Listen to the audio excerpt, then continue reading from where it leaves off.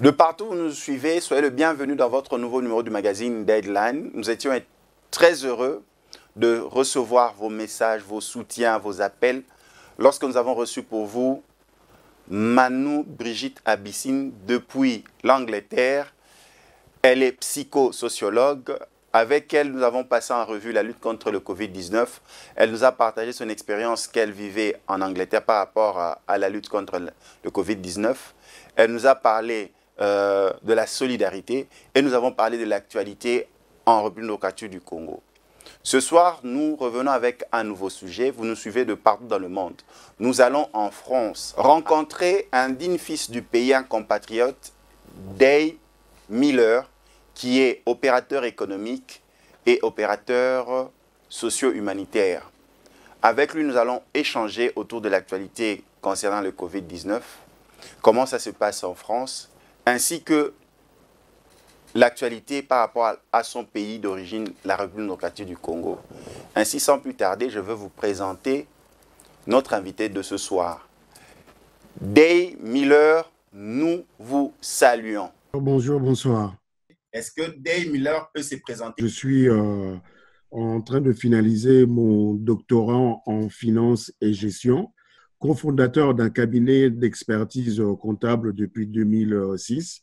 C'est un cabinet qui est basé près de l'aéroport Roissy-Charles de Gaulle. Pour les gens qui ont l'habitude de venir à Paris, connaissent très bien l'endroit. Donc, c'est un cabinet qui fait à peu près 1,4 million de chiffre d'affaires au niveau de la gestion de comptabilité, gestion sociale, gestion juridique. Donc, on est spécialisé dans les créations de sociétés, dans la gestion du personnel. On fait aussi de l'audit. Donc, on est capable d'auditer des comptes, que ce soit pour l'État ou pour les entreprises privées. D'un autre côté, j'ai aussi une holding qui est dirigée aussi par ma femme. On détient plusieurs participations dans 7 autres sociétés qui sont dans le domaine d'activités variées, à savoir dans le secteur du bâtiment, le secteur du nettoyage, communication, garage, automobile. Donc, si je résume l'ensemble de nos activités professionnelles dans les différentes sociétés, on tourne aux alentours de 4 millions de chiffres d'affaires avec une moyenne entre 50 et 60 salariés qui sont employés dans les différentes entreprises. Donc, avec les autres secteurs d'activité, on est aussi associé avec des dirigeants à la fois congolais et d'autres qui viennent d'Afrique. Voilà, si je peux résumer en quelques mots qui je suis et ce que je fais au quotidien. Et vous êtes aussi dans le domaine socio-humanitaire. Oui, tout à fait. Donc ça, c'est une partie un peu privée. Donc j'ai souhaité, au fait, essayer de contribuer à ma manière à aider surtout la population congolaise, à savoir les orphelins, les enfants de la rue, les femmes veuves. Donc mon épouse et moi, on a mis en place une ONG depuis 2015 qui réalise énormément d'actions auprès des populations dédiées. Il faut savoir que normalement, c'était prévu qu'on fasse l'inauguration d'une école qu'on est en train de construire, finaliser la construction au niveau de Bibois, qui va accueillir à peu près 300 enfants. Et c'est une école, normalement, qui est prévue, elle sera gratuite. Donc, on a voulu, au fait, faire quand même ce don-là. Comme nous, on arrive à gagner quelque chose. Nous ne sommes pas des millionnaires, mais c'est une situation où on se dit on va essayer, nous aussi, de mettre notre pierre à l'édifice par rapport au Congo. C'est un projet qu'on a démarré depuis 2016, avant même l'arrivée du nouveau président de la République qui a souhaité mettre en place absolument l'application de l'école gratuite au Congo, qui est déjà inscrit au niveau de la constitution congolaise. Ben, nous, on avait déjà voulu faire ce pas-là. Donc, on espère ouvrir bientôt cette école-là qui permettra au moins à 300 enfants d'aller à l'école gratuitement. Day Muller, c'est vraiment un honneur de vous recevoir et nous en profitons pour saluer votre charmante épouse dans tout le domaine, que ce soit dans le domaine de votre entreprise ou dans le domaine de l'ONG. Nous saluons Madame Judith Day. Nous entrons dans le vif du sujet. Nous allons un peu refaire l'histoire. Comment vous avez, parce que vous avez fait allusion au nouveau chef de l'État, le président Félix Antoine Tshisekedi, Comment vous avez trouvé cette transition au sommet de l'État, l'ancien chef de l'État, et avec accueilli cela? Ben, comme vous le savez, nul n'est censé savoir que souvent en Afrique, dans les différents pays, il est toujours difficile lors de la fin d'un mandat d'un président qu'on puisse passer et qu'il puisse passer la main au suivant. Donc souvent c'est très compliqué parce que ben, souvent les élections sont contestées de part et d'autre à juste raison ou non. Moi, ce que je peux souligner, parce que je ne vais pas rentrer en profondeur au niveau de la politique, le seul soulagement que j'ai pu ressentir, moi, étant résident français, de pouvoir voir que bah, il n'y a pas eu un bain de sang que certains pouvaient imaginer. Donc, si je veux déjà souligner quelque chose, c'est que je tiens à féliciter le gagnant comme les perdants, le fait que tout le monde ait accepté les vérités des urnes. Je ne rentrerai pas dans les polémiques qui ont eu lieu bien après. Moi, l'objectif, c'était vraiment absolument de sauvegarder les vies humaines dans la population congolaise. Et c'est cette chose-là qui a été évitée des parts et d'autres. C'est pour ça que je tiens à féliciter tous les participants, que ce soit l'ancien président, le nouveau président, ainsi que ben, tous les candidats qui ne sont pas aujourd'hui élus. Donc, j'espère que dans l'avenir, ce genre de situation-là va se répéter parce qu'une vie humaine, c'est très important, ça touche des familles. Donc, je souhaiterais que ben, cette démocratie-là qu'on prône dans le nom République démocratique du Congo soit réelle au, au sein du pays. Très chers téléspectateurs de partout, vous nous suivez. Nous sommes en direct de Roissy-Charles de Gaulle en Île-de-France, à Paris, en France, avec Dey Muller, qui est un opérateur économique et aussi un opérateur social parce qu'il a aussi son ONG qui aide tant soit peu les communautés défavorisées en République démocratique du Congo. Dey Muller, nous avançons. Aujourd'hui, toutes les stratégies qui ont été mises en place sur le plan économique, ainsi de suite, a été un peu chamboulées à cause du Covid-19. Vous, en tant qu'entrepreneur, en tant qu'opérateur économique, comment vous vivez cette situation de Covid-19 en France? En fait, il faut savoir que la situation, elle n'est pas facile. Il y aura énormément de dégâts à la fois sur la santé financière des entreprises et la santé financière des foyers. Il faut savoir qu'une activité, une économie à l'arrêt pendant 2 mois, c'est des milliards de, de, de manque de richesse dans les différents pays et surtout par rapport à certains pays qui ne sont pas solides. C'est vraiment des dégâts énormes. Ici en France, quand même, on a pas mal d'amortisseurs. Il faut savoir qu'aujourd'hui, la plupart des personnes qui ne travaillent pas, qui étaient en situation d'emploi, peuvent bénéficier du chômage partiel. C'est-à-dire que c'est l'État qui prend le relais de la place de l'entreprise pour payer les salaires à la fin du mois. Il faut savoir qu'un salarié peut conserver sa rémunération à hauteur de 84% jusqu'à 100% en restant tranquillement à la maison. Donc, ça veut dire que l'économie française ici, elle est assez solide. L'État est très solide pour se permettre de pouvoir assurer quand même des revenus aux actifs, hein. Donc ça dit quand je dis aux actifs, les salariés qui pour l'instant ne peuvent pas créer de la richesse. Donc de ce côté-là, il n'y a pas trop de soucis sur le plan financier. Il faut savoir que l'État français peut facilement s'endetter pour pouvoir assurer la continuité de la vie de ses citoyens. Voilà, donc c'est pour ça que ici en France, normalement, les gens ne sont pas censés se plaindre parce que, comme vous le savez, même pour se soigner, normalement, la majorité de soins est prise en charge par l'État. La majorité de soins est prise en charge par l'État. Il y a un adage qui dit « Fais-moi de la bonne politique, je te ferai une bonne économie ». Vous êtes compatriote congolais, vous suivez ce qui se passe en RDC. Comment l'entrepreneur congolais peut s'en sortir dans cette situation de Covid-19, vu que toute notre économie, tout notre système financier dépend surtout du secteur de la vente des minerais. Donc, on n'a pas cette diversification économique. Mais qu'est-ce que vous pouvez proposer en digne fils du pays, parce que vous êtes congolais, compatriotes congolais, qu'est-ce que vous pouvez proposer, que ce soit au secteur privé, que ce soit au secteur public, pour pouvoir tant soit peu s'en sortir dans cette période de Covid-19 en RDC? Vous savez, honnêtement, j'aurais pas voulu être à la place des dirigeants actuellement, que ce soit au Congo, comme pour certains pays en Afrique. Comme vous le savez, en Afrique, la plupart des personnes vivent au jour le jour. Tout à fait. Parce qu'à un moment donné, l'économie n'est pas assez développée, il n'y a pas assez d'industrie. L'État, aujourd'hui, n'est pas encore assez fort pour tout assumer. Donc, à partir de là, étant gouvernant, c'est très difficile de prendre une décision qui peut satisfaire tout le monde.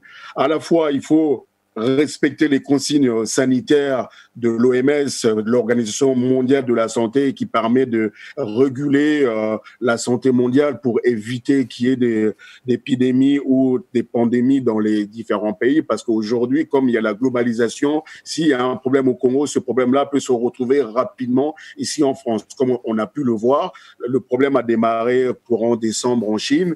En finalité, ça a fini par atteindre tous les pays du monde.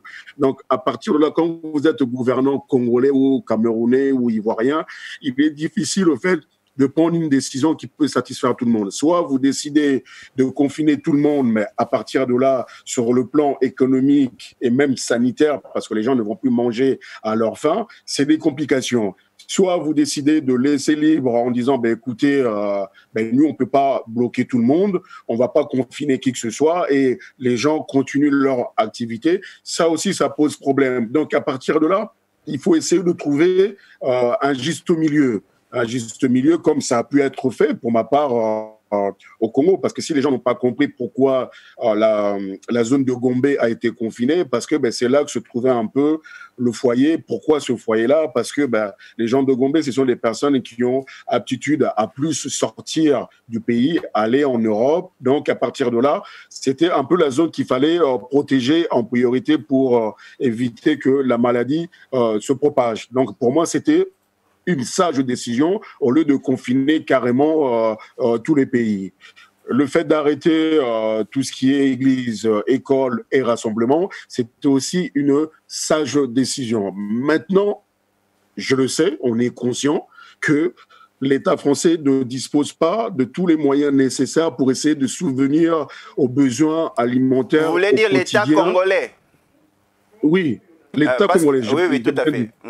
Oui, donc j'ai bien dit l'État congolais comme l'État de certains pays d'Afrique où les pays sont en voie de développement. On le sait, c'est une réalité. C'est pas critiquer qui que ce soit, c'est une réalité. Il faut faire avec la réalité et prendre les décisions en conséquence. Donc, à partir de là, il est aussi important que le secteur privé puisse y contribuer, que ce soit moi comme vous, ceux qui peuvent contribuer à aider certaines familles par les biais des associations, des ONG ou même à titre particulier, essayer de compenser un peu ce manque-là, parce que le gouvernement aujourd'hui ne peut pas donner à manger à toutes les familles qui sont dans le besoin aujourd'hui. On espère que dans l'avenir, ça sera le cas. Donc, il faut construire une économie forte.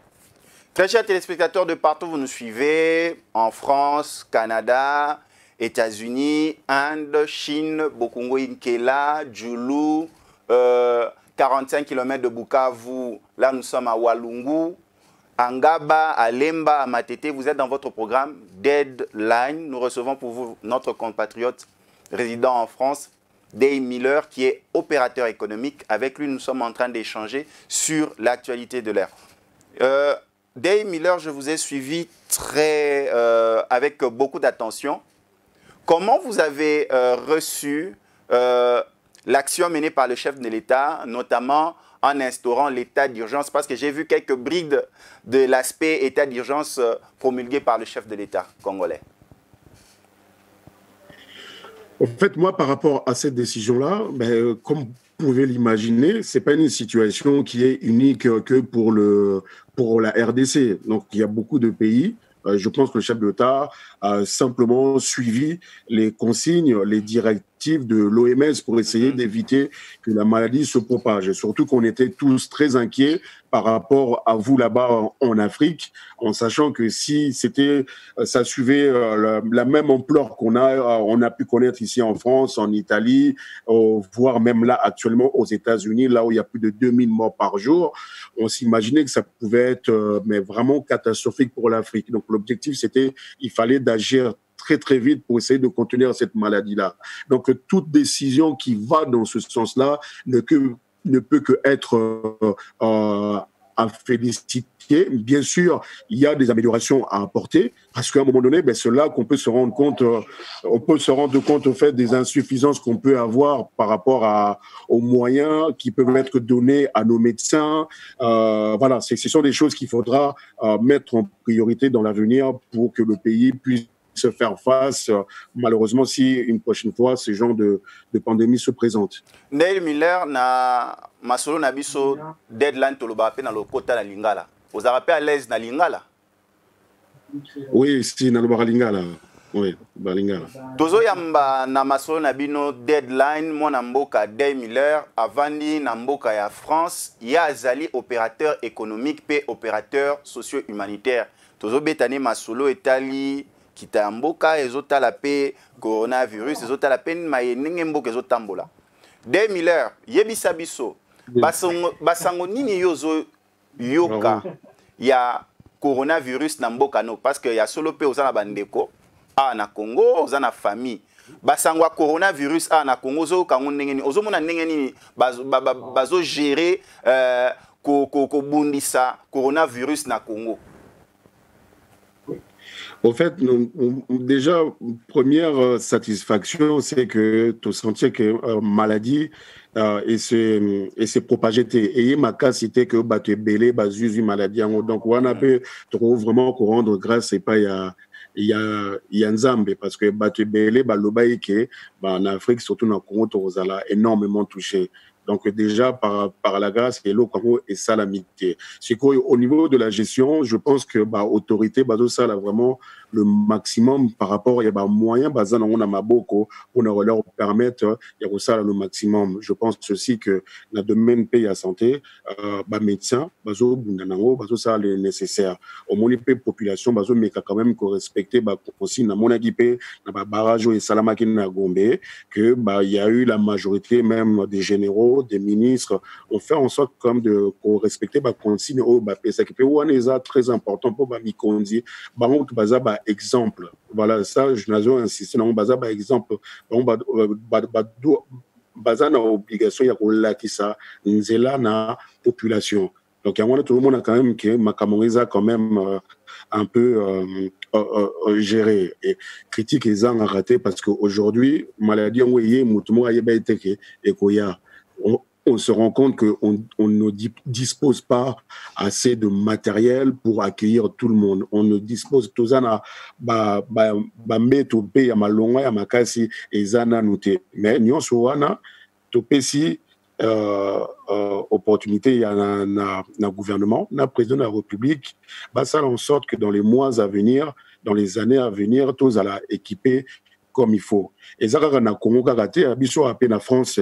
Mboka bien construit et ça makasi mais biloko mo pezangaki masque par exemple masque ou tarasco Chine en France tout ça rassou masque té nyon soane pesi même gouvernement français maillé le baka non biloko mususu il faut ça la marais pas na biso pour na ko éviter que tous ala na manque soki likambo eye omoni situation où il y a maladie ezote ya mutu nyonso na niveau na ye na place na ye pour abongsa pour na avenir. Neil Miller, mais batumususu pe bazo pointer bino bana poto misapi. Ba ola bino misapi ba lo bakeno. Lelo to koti na situation opote bana poto mingi o baza mwa ba moyen, ba congolais belo baza ba mwa ba moyen. Ba investissement na bango ezaka mingi privé, ami tongela flat. Ami tongela ndaku. Ami tongela oyo ya ye o etala ye na famille na ye. Ba gérer mais kotongela bana mboka hôpital okochango ata na kombo ya mama Judith mais za hôpital ba mamba obota kuna mais bino mona botongi mingi ba salle de fête place à la batu lelo tokomi awa baoluka hôpital à Gay Miller le rôle mutomodi kembe ezate okolobani na bato ba condamné bino ngai na koloba déjà première situation responsabilité il y a ba construction il y a ba hôpitaux il y a ba clinique il y a ba classe il y a ba école ezali na charge ya gouvernement faut pas qu'on perdre sans alikambo. Dans 2 milliards, il y a un hôpital. Na rappelé dans nos cadres, ils ont déjà obligation collective. Parce que tant que l'objet qu'ils ont la responsabilité, il y a l'État, il faut bouiller que l'État, ils allaient bisonionso. On parle déjà à la base, parce que l'État est vivaka, naba taxe naba mongo biso nyonso to tiaka na caisse ya l'État mais to nomarasiko ba gouvernant ba ministre ba président po ba aiguiller biso ba salela yango na ndenge ya bosolo na ndenge ya malamu o comprendre le fait que ngai na ofuta taxe na ngai mbongo na nga déjà ya contribution ya part na ngai za déjà na kati na pona kotonga ba hôpitaux na ba classe. Ce que le gouvernement est kokaka nyon sauté et quand il a biso pe na ba privé na ba cadre ba privé to tiapé le boko na poche yangona ngana pese exemple na ngai na lobi ke biso to décider ki to sala ONG to et da ba orphelin to zuipe opportunité ya kotonga école to rassembler ba amis ba tiama ba boko to tonga école il y a 300 enfants yangona nazo encourager ba ndeko mususu ba ça la peine on a pour et permettre et soulager au gouvernement na état na ba besoin toza na po ba besoin eza ya munene na mboka par rapport ya question na yo lobi na ngata mutazo tonga ndaku azotonga flat bobo sanate comme mutazo tonga ndaku azo faire travailler banani ba congolais donc azo contribuer quand même à l'économie. Mais ils ont besoin primaire parce qu'il faut des effets d'entraînement ezala. Par exemple sur tongi hôpital au PC en combo Judith Day. Maman Judith ba kendo soigner kunate. Eza peut-être na lemba na machine na changu côté nyon soina ba kendo bota na condition à bien des mineurs le roi congolais a changu pe na prix à bien. Mais soko sali flat. Ba maçon ba tongi ba sisi ba kei. Maintenant na yo vana na flat parce que c'est comme mbongo. Flat so mutu alali na flat par exemple mutu a gagné nini à part kolala mais so tongela ki bato hôpital besoin de première nécessité par exemple ba supermarché nyonso za na Kinshasa par exemple za ba do pakistanais o asuka pelusto bundaki kin marché à récupérer ngo donc congolais o aza ta na supermarché pour na ba bien première nécessité to que no somba ezate ce que yo lo bandeni sikoyo omoni soulever point moko malamu et loko nyonso ezalakana besoin nango il faut absolument nenge to moni ba carence wane salami ke ba hôpitaux ezate ba clinique ezate il faut to bunda gouvernement asala parole ye diaspora pe e bunda et tonga de gauche à droite tant siko yena eloko ya économie lobi poani ba supermarché ezaka ko ya ba indien na ba chinois na ba libanais il faut koye ba que normalement to zarape na problème na ba comportement ba ndeko na biso soki yo ndeko nga na sali supermarché na tie ba ndeko na ba diriger des fois au mona et ozana problème o comprendre et ba ndeko le ba batela et loko yango ba ko batela yango te po ba yebi ke za ya ndeko na bango il faut aussi que to changer mentalité ya gestion ya biloko yo moko mona ka soki congolais azo sala pa ya chinois ou bien pas libanais arozana respect makasi koleka soka azo salela ndeko na ye congolais nayebi ke oza grand journaliste au constatar makambo wana biso pe faut zo mayele au chinois tant zo sala mbongo libanais ou indien sala mbongo na Congo mbongo na ezonga wapi suka ezonga na mboka na bango bino bo sala effort boza na comportement malamu vis-à-vis ya ba frère na bino pour tous à la décourager. Mais pour dire ceux qui des Miller a sali entreprise, toi a sali loko il faut chande connaître. Pourquoi on recruter tes système de recrutement yo en ressources humaines na kati na entreprise na. Pourquoi on recruter tes capacités na qualité. Bino monde bomi bo marabo que nos pesa na ndekono nécessairement za gestionnaire malamu te. Ngai kutom na lobi ndekonatie en général ndeko même congolais hein.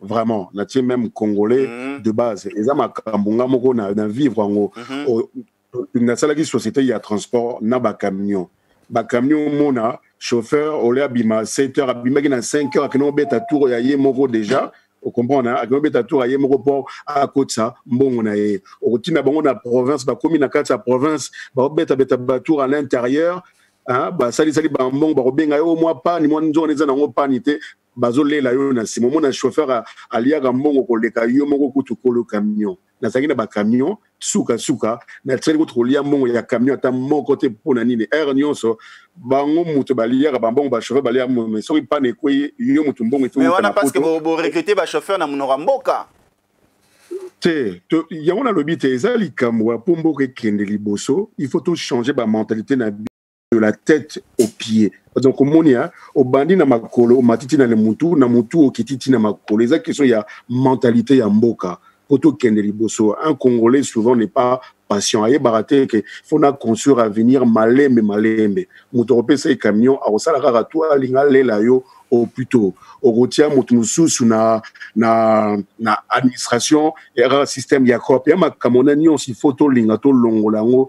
Na mutu yango na pe ezo décourager diaspora pour eya ko sala makambo naza na bato ebele basala ba business basala ba kopeza ma difficile pour business na il faut simba yo moko il faut ya na terrain na quitter France na ya ko vendre nga mo na surveiller makambo au monde qui est compliqué donc on a besoin vraiment il y a soutien ba ndeko na biso ba zwa ke loko na motema moko bazala patient pour na rolia plus tard tozo yamba pona bino bato bolanda partout dans le monde magazine Deadline tozo yamba ndeko na biso Day Miller azali opérateur économique pe opérateur socio-humanitaire tozo beta masolo ya mboka to beta pe Covid-19 Day Miller nazo bisayo nzale kote na mboka parce que Congolais liaka le jour solidarité oui.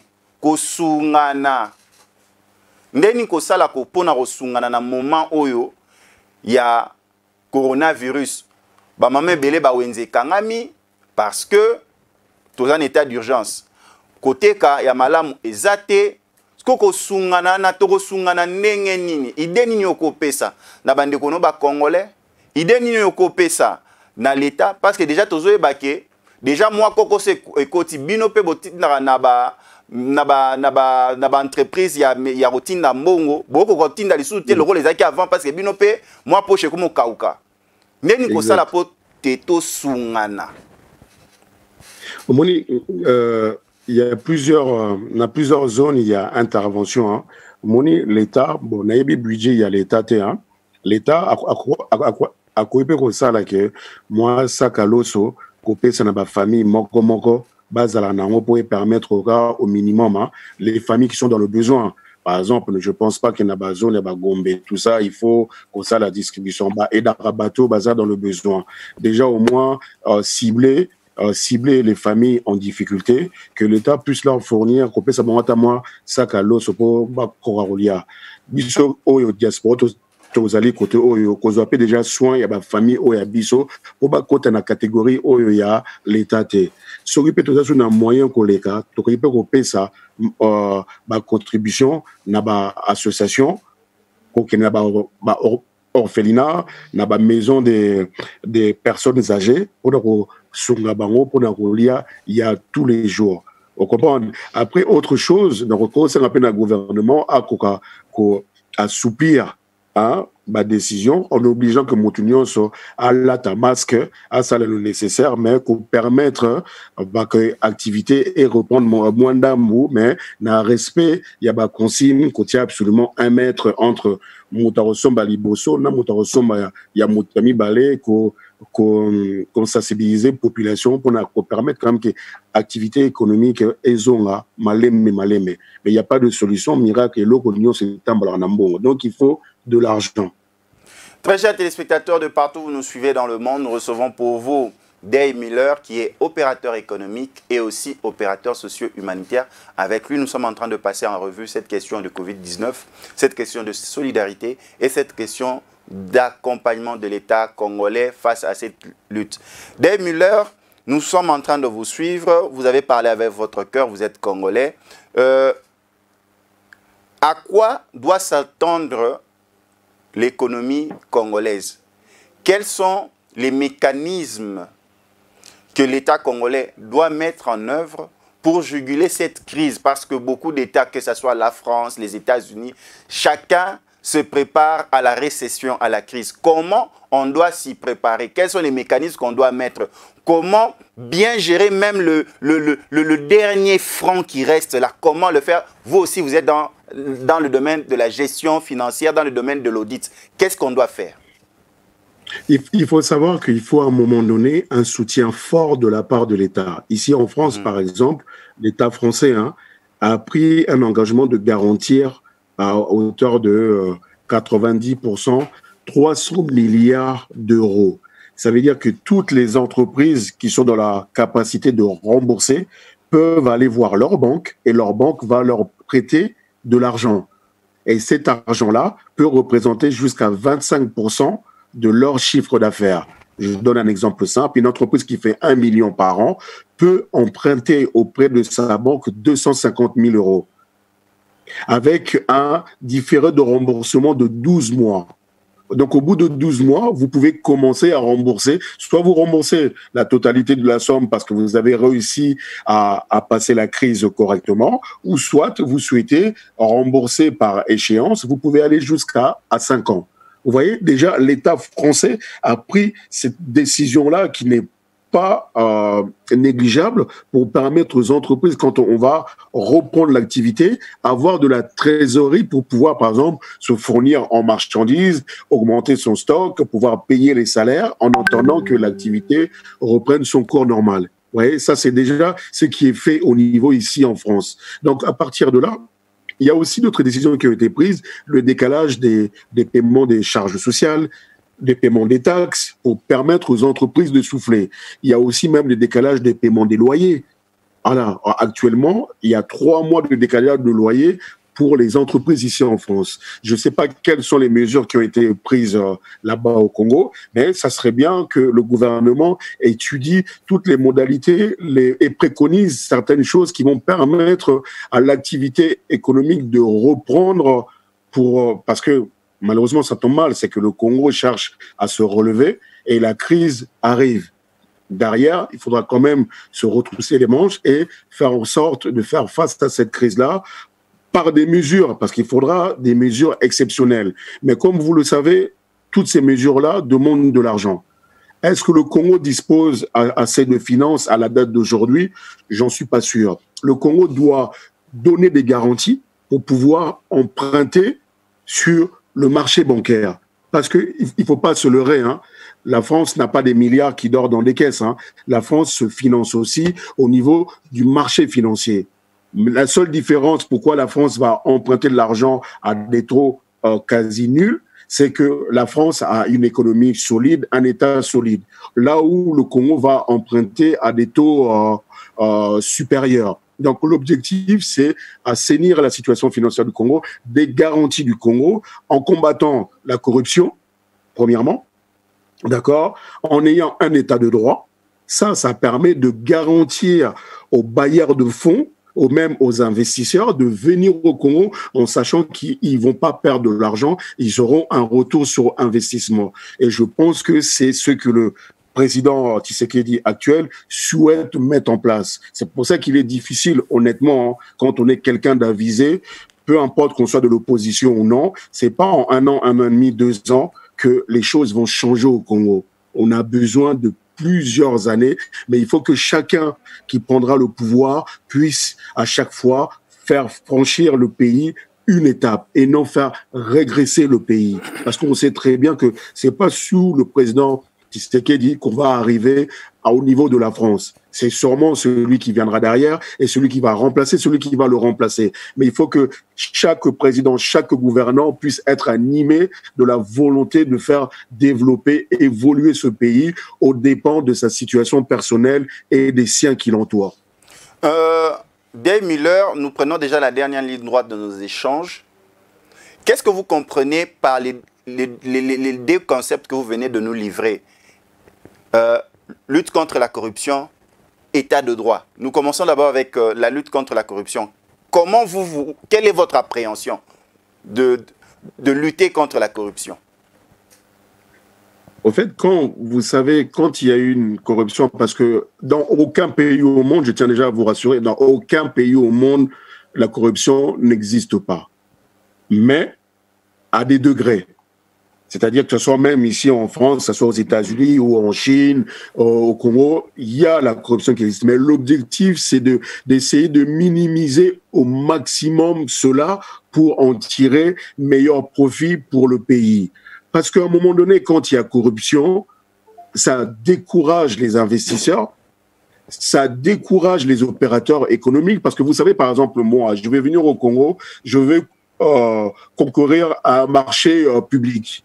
Mais j'arrive là, je sais pertinemment que ces marchés-là seront donnés sans réellement regarder les critères nécessaires pour pouvoir effectuer la mission allouée ou les travaux. À partir de là, je ne veux pas perdre mon temps à engager des frais, à venir au Congo et faire le nécessaire. Mais maintenant, aujourd'hui, si je sais que tout cela est contrôlé, mais je vais prendre les risques à ramener mes fonds propres, voire même emprunter ici en France pour pouvoir développer un business au Congo. Vous voyez à quoi sert au fait le fait de maîtriser cette histoire de corruption.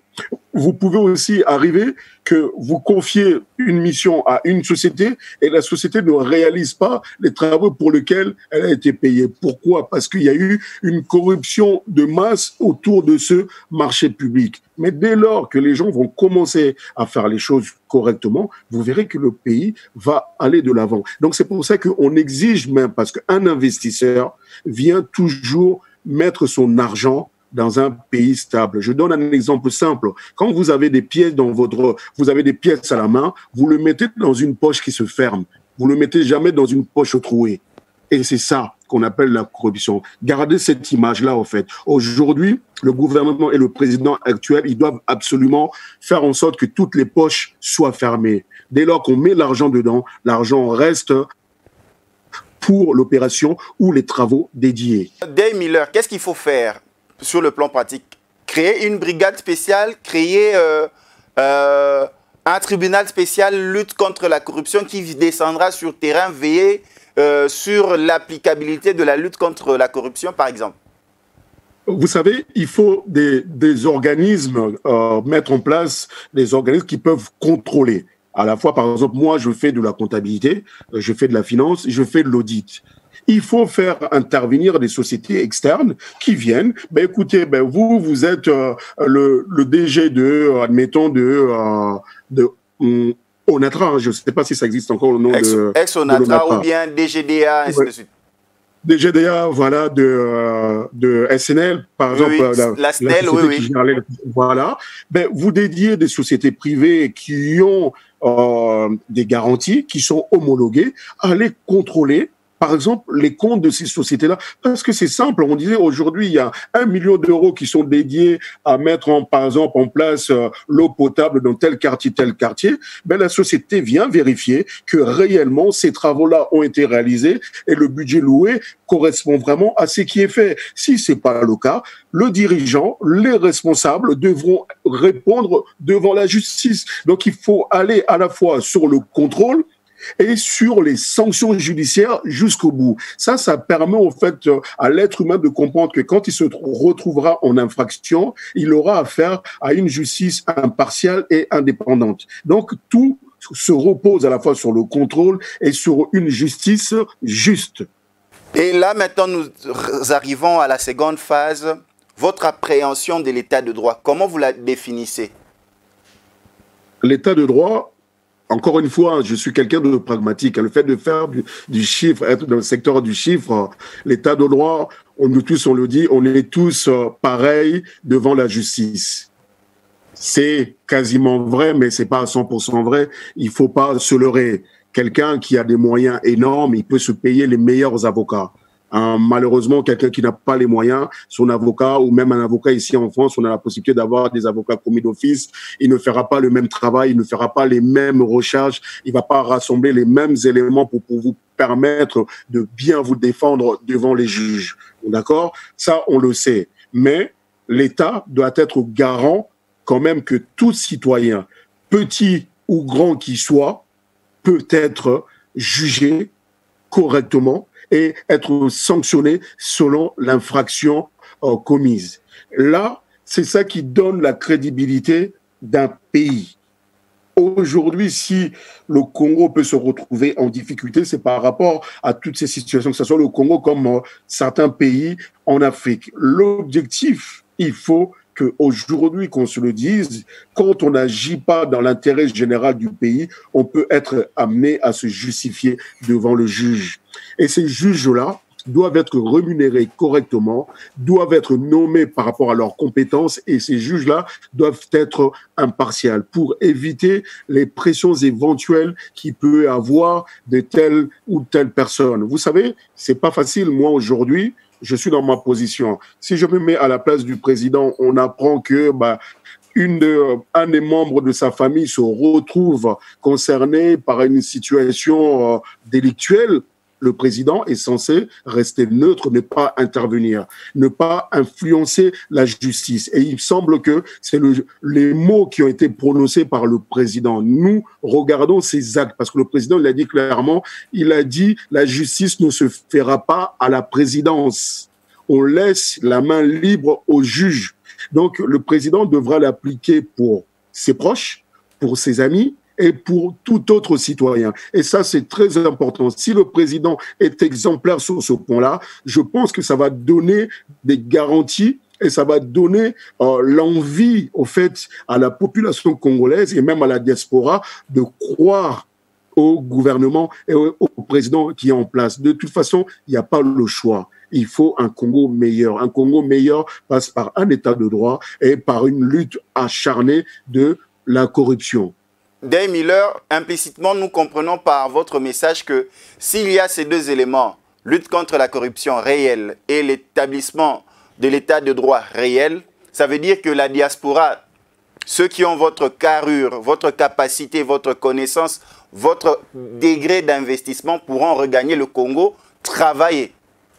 Oui, bien sûr, mais c'est ça, il faut qu'il y ait ces conditions-là. Il faut savoir qu'il n'y aura même pas que la diaspora, même les Turcs, même les Français, même les Américains, même les Allemands pourront venir investir dans le pays. Quand on prend l'exemple des pays voisins, même le Rwanda, où on dit que le Rwanda se développe, le Rwanda ne se développe pas qu'avec l'argent des minerais, c'est surtout aussi des investissements venant de l'extérieur. Il faut savoir que nul n'est censé ignorer qu'il y a des contrats au niveau des exploitations des mines, de certaines zones qui ont déjà été signés pour des décennies.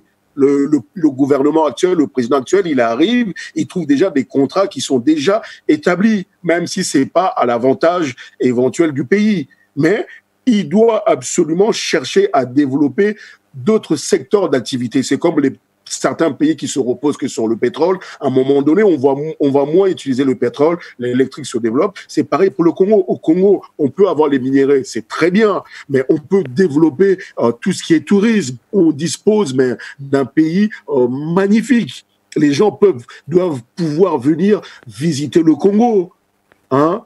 Aller à Zongo, aller à gauche à droite, mais pour l'instant, tout ça, c'est pas possible. Pourquoi? Il n'y a pas d'investisseurs pour venir créer, mettre en place des hôtels. Il n'y a pas la sécurité qu'il faut parce que les gens, ils auront peur d'aller au fond du pays. Est-ce qu'ils seront en sécurité ou pas? C'est tout ça qu'il faut garantir. Il faut aussi créer de l'industrie, pouvoir, par exemple, je donne l'exemple. En Éthiopie, aujourd'hui, il y a des usines qui fabriquent des vêtements, mais au Congo, on doit retrouver cela, former des mécaniciens, former des ingénieurs, former des grands couturiers pour qu'on puisse récupérer des usines de fabrication qui peuvent arriver au Congo et ça va améliorer les conditions de vie de tous citoyens congolais. Mais il faut créer, au fait, cette situation-là favorable. Ça passe par de la sécurité, un état de droit et lutter contre la corruption. Voilà. Dave Miller, nous atterrissons déjà au sensibiliser à l'ingala. Oui. Parce que tu as dit que Dave Miller sera lobby, voire n'est pas contaka. Nous avons sensibilisé bandeko nyonso ya respecter ba acte ba geste barrière maram nyonso ya ko banga maladie ya coronavirus. Pour moi, eza élément moko essentiel. Oyo bozomona na ba télé moni soki nano au vivre en côté que au perdre proche na yo que motunga déjà comme naza na ba client belé na auto perdre client moko que moto soleil na il y a 3 semaines, un mois en pleine forme, pas de problème. Oyo ka 3 semaines après motu akufi. Donc nazo senga na bino que maladie oyo eza vraiment réel. Po biso moko tango to banoko yo ko ngezaki na Chine to mononga musika ezali kambu etali biso te. En finalité et ko kwela biso a en France ba congolais pe belé ba kufi. Na États-Unis bato bazo kufa plus de 2000 morts par jour. Donc nazo senga na bino vraiment il faut surtout par rapport à la situation en Afrique, dans l'Afrique, il faut multiplier encore fois 10 consignes pour éviter que des dégâts et salama.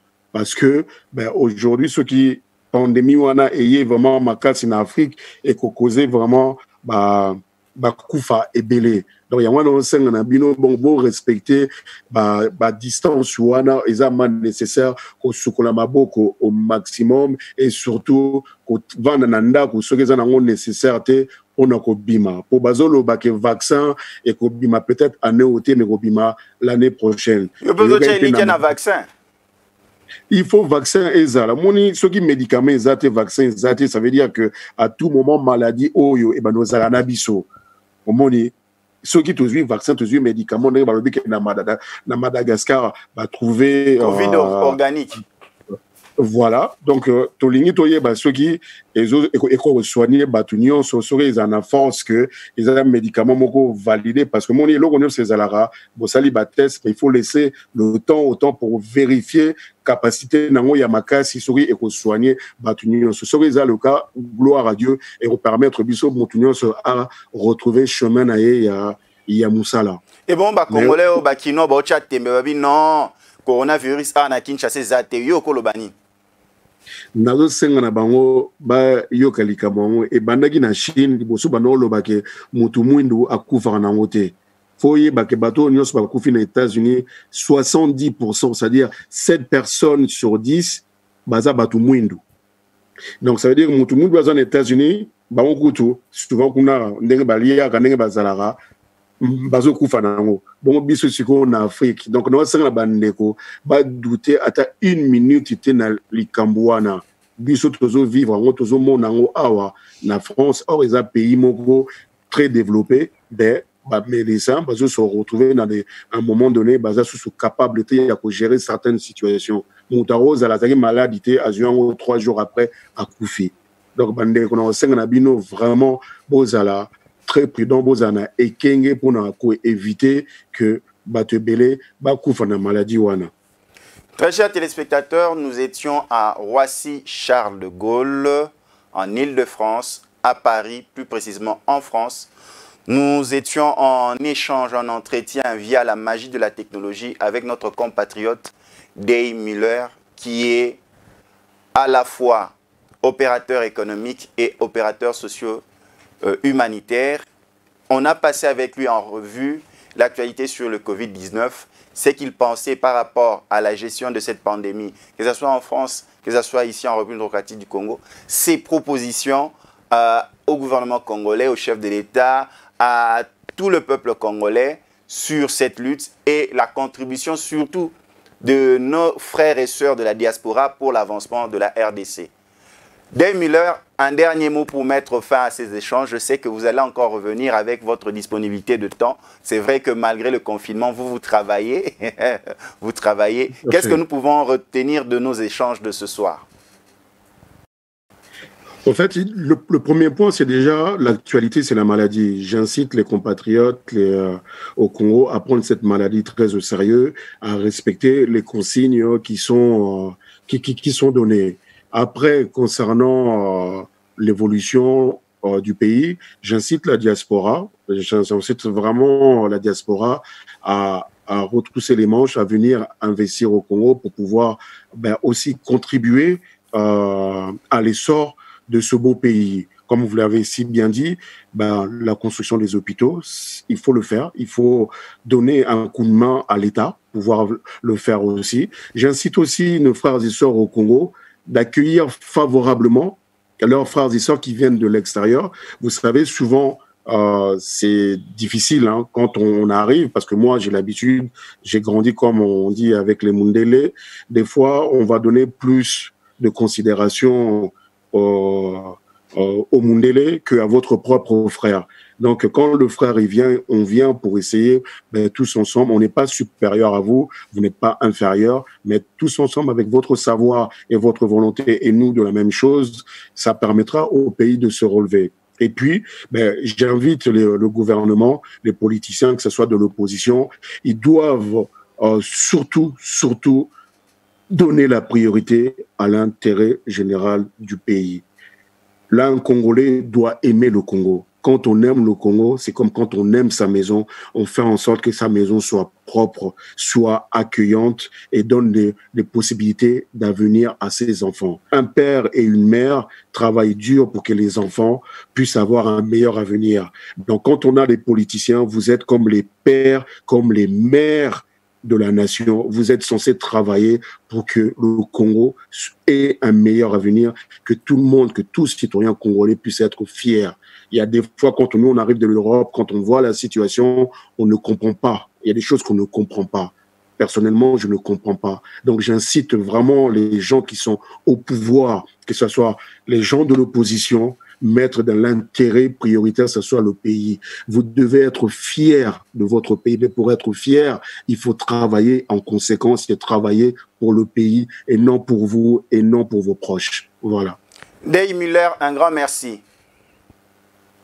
Merci à vous. À bientôt. Très chers téléspectateurs, vous nous avez raté ce soir, dimanche à 22h30 sur Kin 24 Télévision. Rattrapez-vous le jeudi à 14h juste sur Kin 24 et suivez-nous sur toutes nos plateformes internet liées à ce programme et notamment aussi sur la page de Dey Muller, la page Facebook. Je pense qu'il y a aussi Twitter et Instagram. Quant à moi, je vous dis à la prochaine, que Dieu vous bénisse.